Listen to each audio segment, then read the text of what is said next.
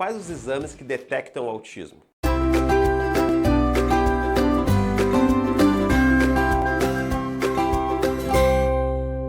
Ainda não temos nenhum exame que possa detectar o autismo.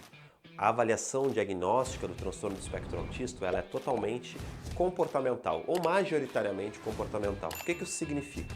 Que nós precisamos observar os comportamentos do nosso aprendiz em diferentes ambientes, utilizando logicamente instrumentos, testes padronizados e comparando as características que a gente vai observar com os critérios diagnósticos, que estão aonde? Esses critérios estão no DSM, na 5ª versão do DSM, o texto revisado, que é o Manual de Psiquiatria americano, e também na CID-11, que é um código internacional utilizado oficialmente aqui no Brasil para categorizar os transtornos do neurodesenvolvimento.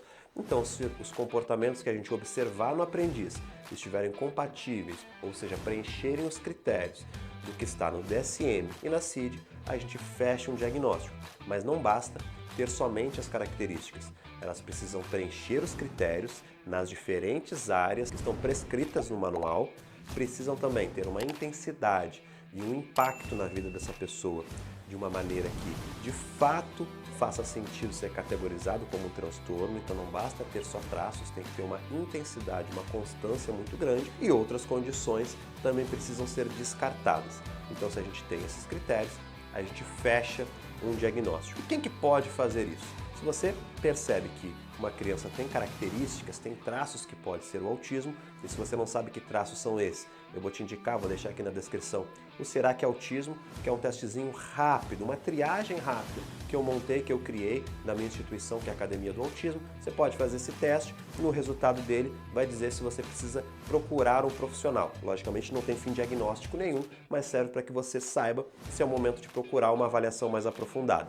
Bom, quem que você vai procurar? Você vai procurar um psiquiatra infantil, um neurologista infantil ou um neuropsicólogo.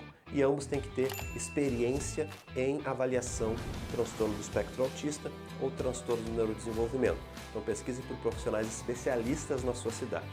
Esses profissionais, eles devem sim solicitar relatório de escola, avaliações interdisciplinares, talvez alguns exames para descartar outras hipóteses, se assim o médico perceber que é necessário, e também vão observar o comportamento da criança por vídeos, observar na sua análise clínica, pegar os relatos da família, e aí sim ele vai conseguir ter uma acurácia dos dados para fechar ou não um diagnóstico.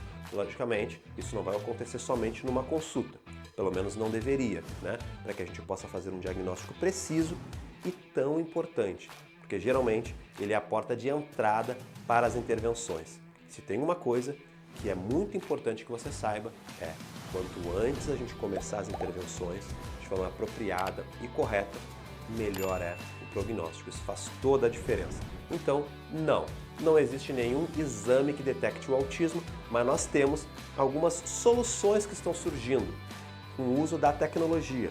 A principal delas é o rastreamento ocular.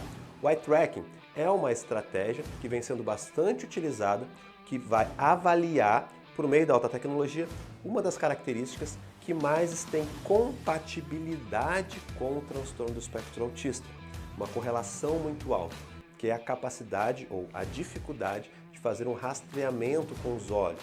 Isso é uma característica que é marcante no transtorno do espectro autista, então a tecnologia ela consegue de uma maneira precisa mensurar, e numa idade inclusive menor, se a criança tem essas características. Isso aumenta muito as chances ou traz um embasamento mais técnico, mais mensurável para um diagnóstico.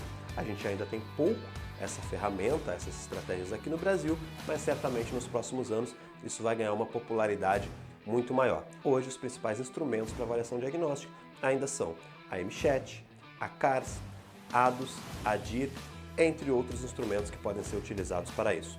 Espero que tenham gostado desse vídeo e procurem bons profissionais, porque a avaliação é essencial para que a gente consiga fazer a melhor intervenção.